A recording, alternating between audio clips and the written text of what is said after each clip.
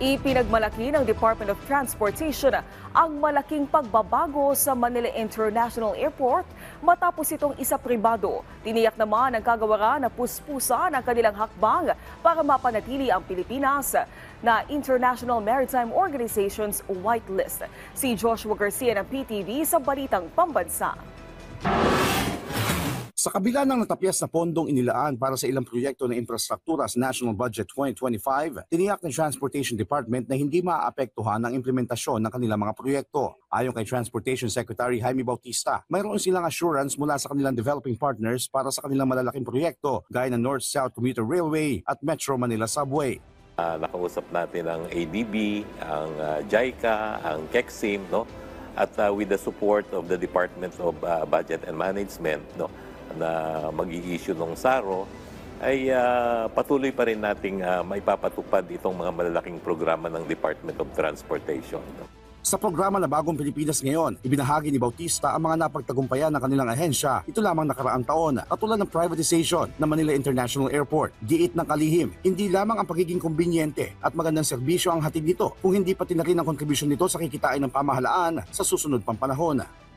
Dahil doon sa ginawa nating privatization, no, kikita po ang gobyerno ng almost 900 billion pesos for the next 25 years. No? Samantalang in the past po, ang kinikita lang ng MIAA ay mga 2 to 3 billion pesos a year. No?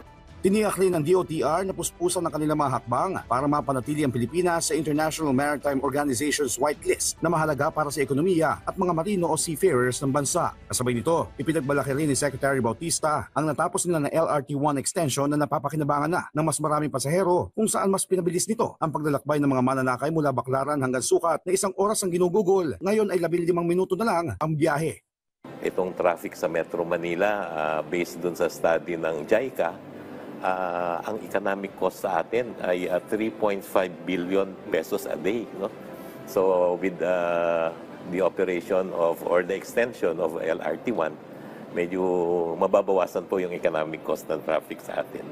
Samantala, sa pinakauling update ng DOTR, mula 83% ay umabot na sa 86% ang nakonsolida para sa Public Utility Vehicle Modernization Program. Kasabay nito ay ang isinasagawa nila na route rationalization kasama ang mga LGU para sa sustainable at profitable na mga ruta, kung saan nasa 20% na ang natatapos. Tinalakay rin sa nasabing programa ang mga plano ng DOTR sa privatization ng EDSA Busway na inaasahan matatapos ang terms of reference sa first quarter ng taon. Gayon din ang privatization ng Lagindingan at Bohol Airport na magpapataas ng kapasidad ng mga paliparan. Inaasahan naman ng DOTR na masisimula ng konstruksyon ng MRT-4 sa taong 2026 habang matatapos naman ang North-South Commuter Railway sa taong 2030.